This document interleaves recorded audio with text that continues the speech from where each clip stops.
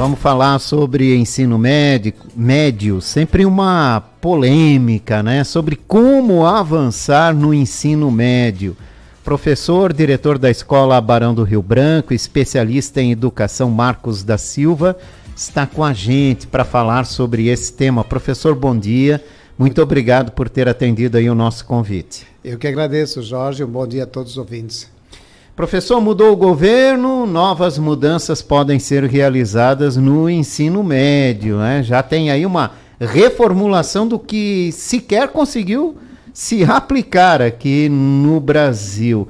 Afinal, por que o ensino médio é um desafio tão grande nesse país? Jorge, eu acho que é para os nossos ouvintes também. O governo ele conseguiu ajustar, juntamente com as prefeituras, a questão da educação infantil. Isso me parece que está bem encaminhado, porque tem um dinheiro certo que vem para os municípios. Então, os municípios têm que ter esse compromisso de realizar e fazer acontecer, embora ainda há muitas falhas no Brasil inteiro. No fundamental, o governo também nos últimos anos conseguiu ajustar essa questão, repassando dinheiro para as prefeituras e para os governos estaduais. Então, mediante a questão do recurso que existe, as coisas estão funcionando de forma razoável. Eu estou falando aqui em termos de funcionamento, não estou falando ainda de qualidade de ensino e qualidade na formação das crianças e dos adolescentes. Isso está muito falho no Brasil inteiro. E isso se demonstra através dos indicadores internos e externos que o Brasil tem. O Brasil tem uma péssima colocação mundial quando se fala em avaliação do ensino fundamental. Quando se fala em ensino médio, passa a ser um grande problema.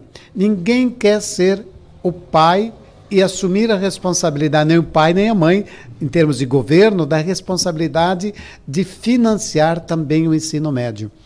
O ensino médio no Brasil, nos últimos 40 anos, sofreu uma série de mudanças, ou seja, sempre mudanças paliativas, sem uma continuidade com consistência e efetividade. A gente sabe que as décadas foram evoluindo e que a gente precisaria ter algo diferente para os adolescentes, para os jovens. Mas o que nós temos, vamos pegar assim, nos últimos 40 anos, muita mudança de lei, pouca aplicação. Vamos ao exemplo, assim, desde que acabou, que nós tínhamos há uns anos atrás, eu falo para essa geração, nós tínhamos o chamado antigo ginásio, ou científico, como era chamado, onde que dava uma formação mais substancial para as pessoas que quisessem continuar os seus estudos, embora que muita gente não tinha acesso ao ensino superior. Depois veio a questão da educação técnica, que não era só para o Sistema S, mas abriu-se muitas escolas estaduais e federais técnicas, que era para atender daí uma questão de necessidade, não de formação das pessoas, e sim uma necessidade de formação para o trabalho, para o emprego. De certa forma, isso deu um resultado, não para o processo educacional, deu resultado para ter mão de obra um pouquinho mais qualificada. Depois se percebeu agora, nos últimos 15 anos, que a gente precisaria ter uma formação não só para a mão de obra, porque a mão de obra mudou bastante e aquele modelo de empreguismo não tem mais hoje, porque as profissões elas começam a se alterar. E aí se pensou no novo ensino médio, que daí se discutiu de 2012 até 2017, 5 anos de discussão. Nesses 5 anos saiu uma lei em 2017, então, que se implantaria um novo ensino médio, onde que poderia atender essas duas necessidades. Eu estou fazendo esse preâmbulo para as pessoas entenderem. As necessidades das pessoas que quisessem ir trabalhar e aquelas pessoas que quisessem continuar os estudos, como acontece em vários países do mundo. Então, você faz até o ensino médio e aí você se especializa para ir trabalhar em determinadas áreas, você se aprofunda. Ou você passa a ter uma formação mais acadêmica, como a gente fala, para você continuar no ensino superior, né? E o ensino superior, ele tem que ser uma possibilidade para todos que desejam e querem, né? A lei foi feita para aplicar-se em 2018, daí o governo, dentro dessa lei, vem algo paralelo, que é obrigatório, formação de professores. Porque se você cria uma nova situação, você tem que ter os profissionais habilitados e você tem que estruturar as escolas e os ambientes para que isso aconteça. Então, passou 2018, 2019, 2020 e 2021. Nada disso acontecer. Nem estruturação, nem implantação, nem dinheiro e nem formação de professores. Aí, em 2021, o governo obrigou que, a partir de 2022, todas as escolas no Brasil inteiro, sejam públicas ou privadas, deveriam implantar esse tal novo ensino médio. O que aconteceu, em parte. Ou seja, apenas alguns estados do Brasil implantaram, e de forma às vezes parcial, mas quase 80% não fizeram nada, mesmo com a lei da obrigatoriedade. O que aconteceu? Quem foi cobrado de fato para fazer funcionar foram as escolas privadas. E as escolas privadas não precisavam, porque elas já tinham o ensino médio consistente e com uma carga horária muito abrangente. Ninguém trabalhava, eu me refiro aqui às escolas de tradição privadas no Brasil. Porque tem as escolas que têm uma história e tem aquelas escolas mais recentes, e muitas delas são para ganhar dinheiro, como universidades também tem. A gente também tem que separar as duas coisas. As escolas históricas de tradição sempre tiveram uma formação muito robusta para o ensino médio e sempre deu resultados, tanto para o trabalho quanto para a sequência acadêmica. Então, foi cobrado das escolas privadas formação de docentes, reestruturação das partes físicas, ampliação da carga horária, como diz a lei. As escolas privadas no Brasil, essas que eu citei de história e tradição, investiram muito para isso acontecer, porque era uma obrigatoriedade. Em contrapartida, o poder público ele não fez nada disso. Ele continuou lá com as 5 aulas de 45 minutos, sem estrutura, sem mudança de professor, sem formação de professores. O que aconteceu com a mudança de governadores no final do ano passado?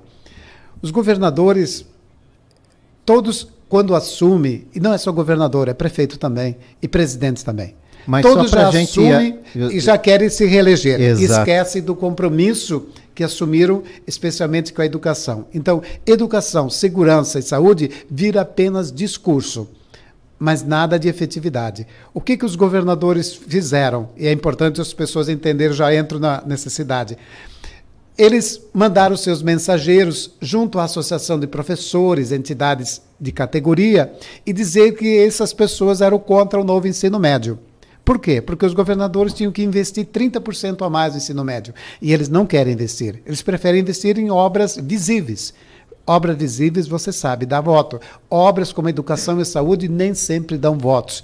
Então, os governadores fizeram essa pressão, o governo atual recuou e abriu a possibilidade, então, daquilo que era para ser o novo ensino médio em 2 anos, muda de caminhos para o ano que vem novamente. Ou seja, bom para os governadores, que vai ficar tudo como está, não vão mais investir, não precisam formar de professores. E a escola privada é que paga um grande preço porque implantou suas estruturas, contratou seus profissionais para dar conta desses resultados. Eu só queria incluir aí, por que o senhor está falando dos governadores? Porque o ensino médio público é responsabilidade do Estado. Então, é o Estado que tem essa responsabilidade sobre o ensino médio público.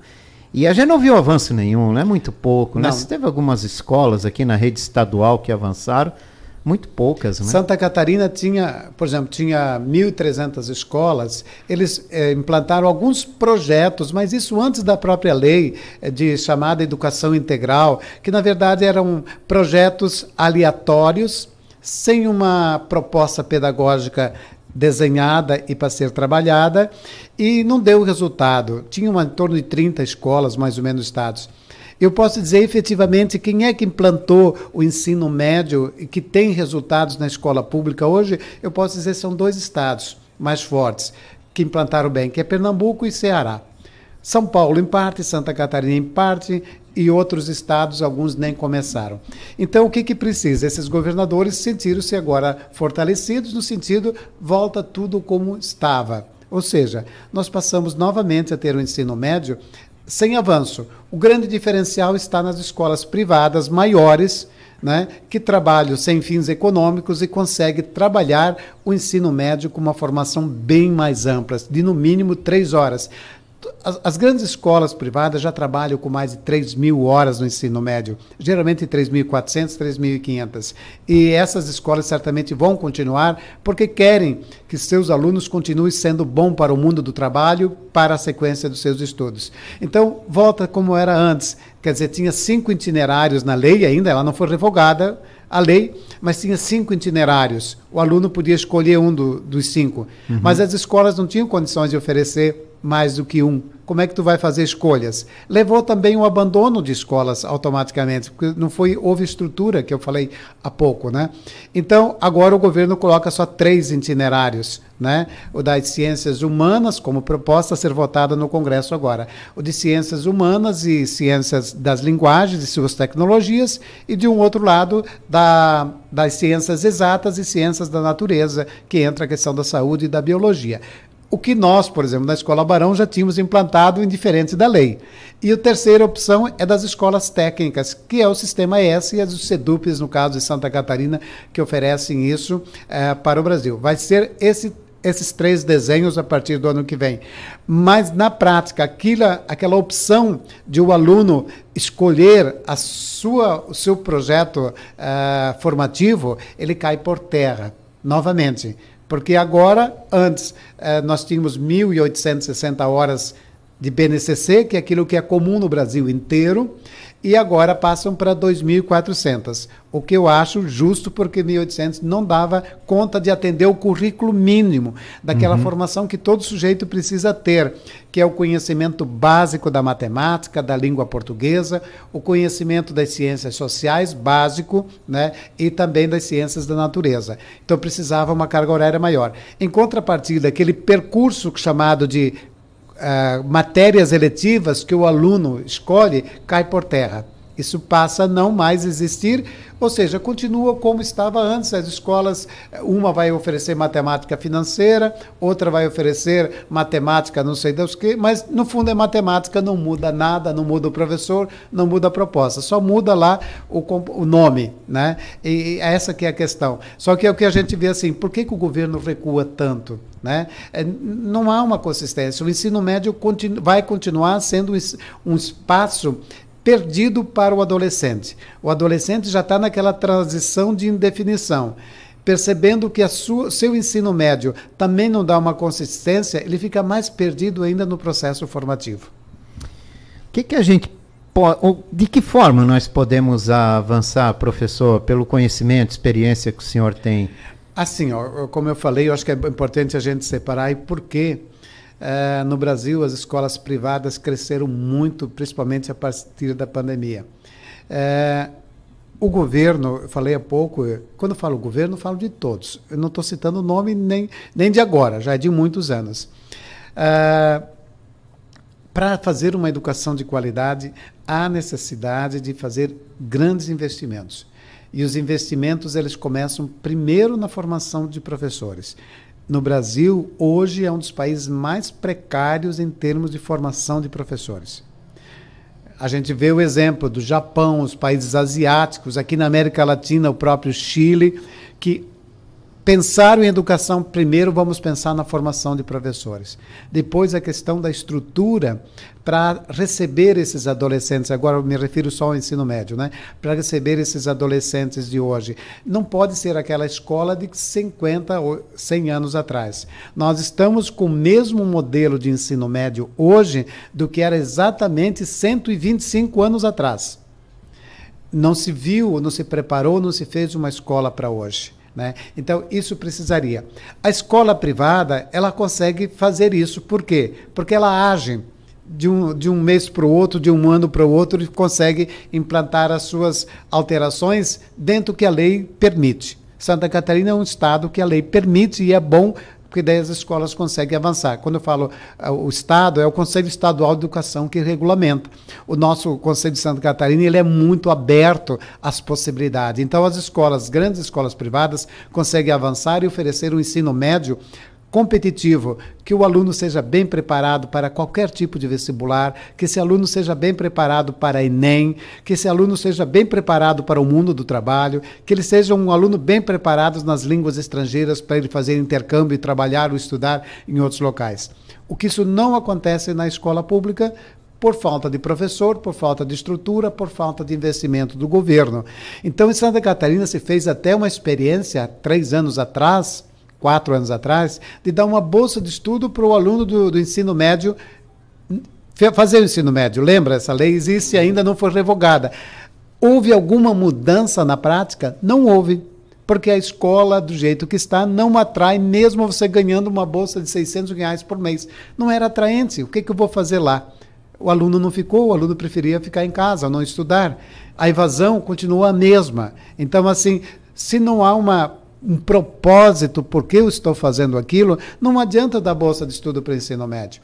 E uma outra questão que eu já fiz essa crítica aqui em outros locais. Em Santa Catarina, nesse momento, o governo estadual priorizou a questão da educação superior, né? Com bolsas de estudos a ensino superior, muito dinheiro para o ensino superior, quando o ensino superior é obrigatoriedade do governo federal.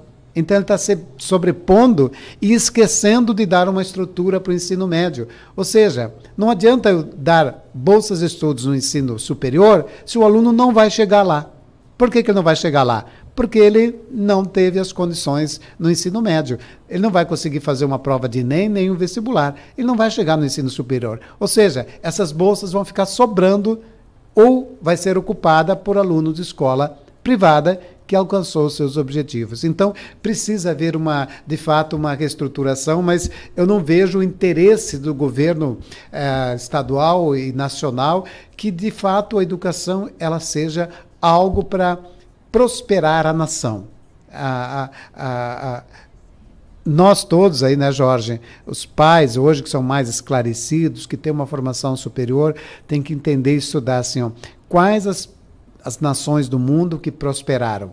Foram aquelas que, antes da questão de desenvolvimento econômico, se preocuparam com a educação. Os países asiáticos é um exemplo, todos eles é um exemplo, inclusive a China, que muita gente critica, mas há um grande investimento na educação, porque eles sabem que se eles não tiverem um grande investimento na educação, eles vão ficar para trás do mundo. A Índia é um país pobre, economicamente falando, mas com uma educação de ótima qualidade comparado ao Brasil. Por isso que muita coisa no mundo, hoje as pessoas não sabem, é feita a partir da Índia também, porque tem escolas boas. A Europa, de maneira geral, né? América do Norte, aqui no Sul nós temos o Chile como uma referência, né? Mas tem um alinhamento do que precisa ser feito e chegar. Nós estamos longe disso, Jorge. Eu vou me aposentar, quem sabe em breve, nos próximos anos, e eu fico frustrado. E não vê avanço, né? Não vejo avanço desde que eu comecei na educação há 42 anos atrás, e o discurso é o mesmo ano, e assim as coisas demoram 10 anos para acontecer, e quando deu os 10 anos, eles vão começar a discutir o que vão fazer nos próximos 10 anos, mas deixaram de fazer aquilo que tinha sido planejado. E até onde nós temos culpa nisso também, hein? O cidadão, a população, porque quando a gente fala em educação e exige que o governo tenha mais atenção com a educação, será que a gente está pensando lá no ensino médio ou está só pensando na creche, na iniciação das crianças na escola? Será que a gente está cobrando corretamente isso também? Eu acho assim, Jorge, não é o que a minha opinião, tá? De fato, a gente no Brasil começou a se contentar com muito pouco, né? A gente começou a se contentar com pouca segurança, com pouca atendimento na saúde e com pouca formação escolar também. A gente foi se acostumando com isso, né? E hoje, de fato, a gente sempre fala em reação. A reação, ela tem que ter, a gente precisa ter um pouco de conhecimento de necessidade para isso. E a gente é muito alienado, né? Deixa assim mesmo, sempre foi assim. Precisamos reagir. Reagir de uma forma muito consciente e ter um propósito por que eu preciso reagir. As reações no Brasil, que é um outro ponto, assim, ó, os planos de educação, eles são todos de governo.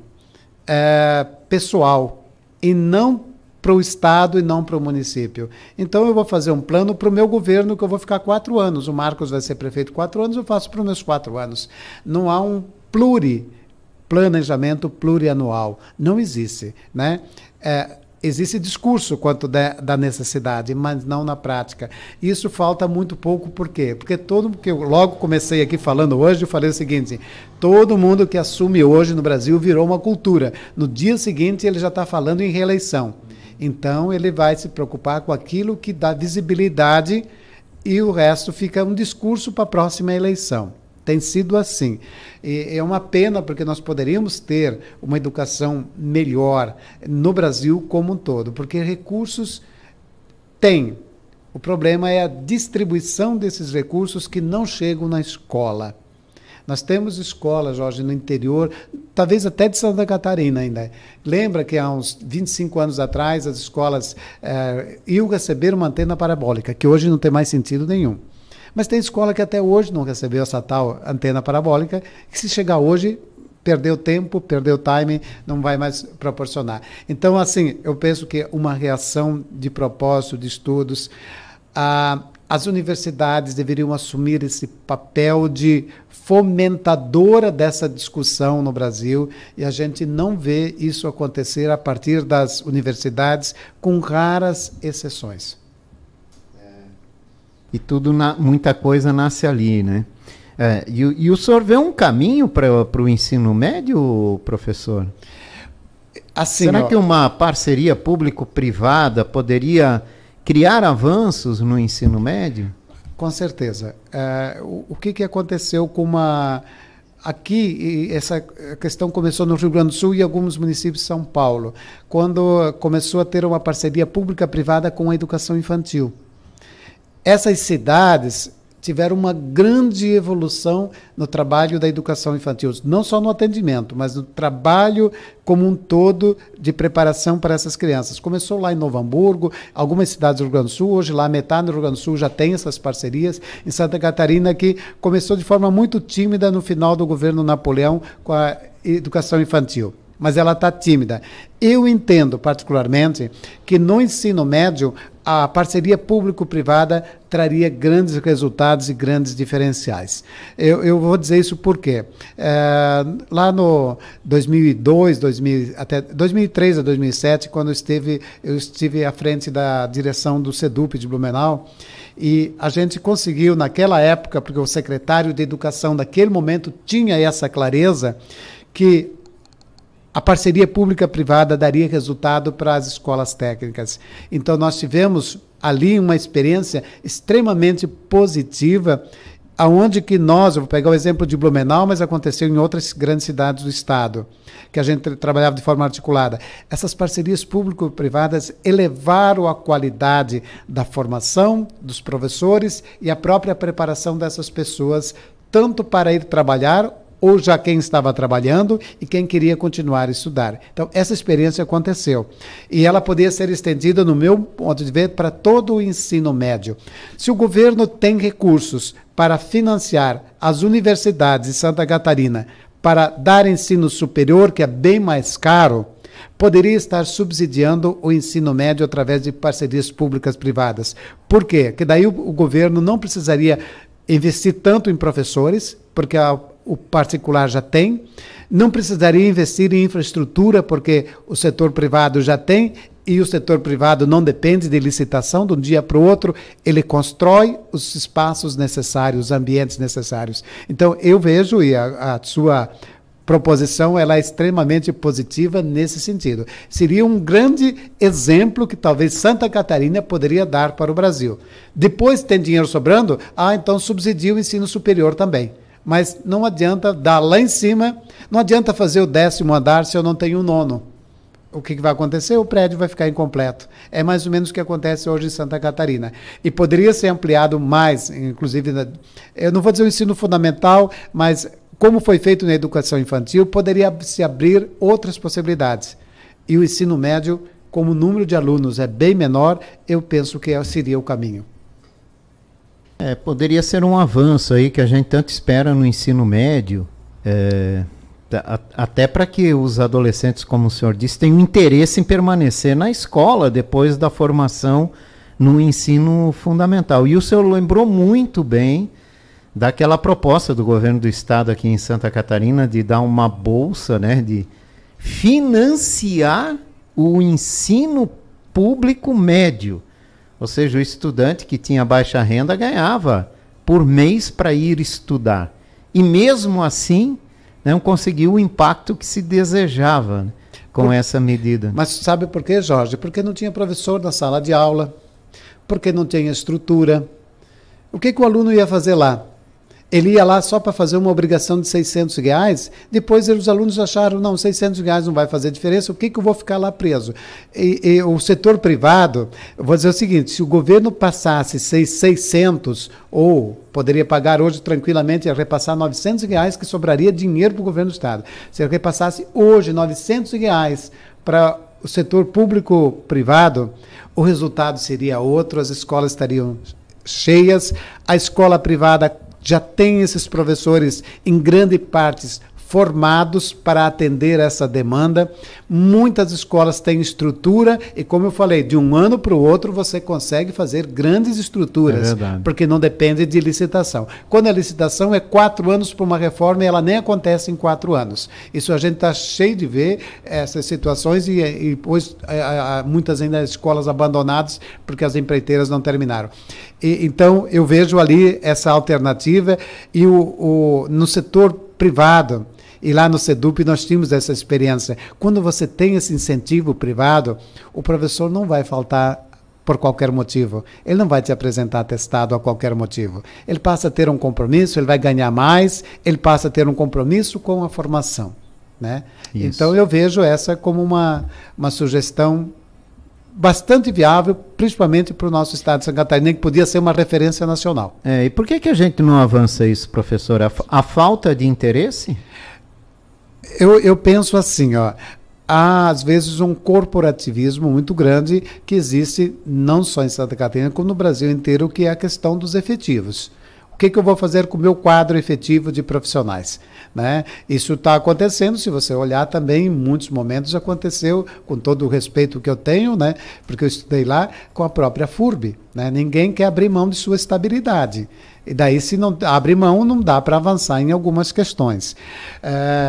Mas eu penso que seria possível, inclusive, a utilização desses próprios profissionais dentro de uma parceria pública-privada, né? E as escolas ficassem efetivamente com o ensino fundamental ao setor público. E, claro, se alguma cidade ou alguma prefeitura queira ficar com o ensino médio, tendo pelo setor público, por que não? Mas nós teríamos um incentivo, inclusive, do setor produtivo, porque eles têm interesse em ter boas pessoas e bem formada no conhecimento. Quando eu falo em boas pessoas hoje, não é só o conhecimento técnico. Isso vale hoje, sobre a questão do emprego, menos de 50%. O que vale hoje são as pessoas. E nessa formação, poderia ter essa formação relacional e humana bem mais avançada e bem mais presente.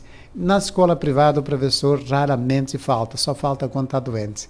Eu fui diretor de escola pública durante 23 anos e eu sei o que era a quantidade de faltas que existia na época e continua existindo até hoje.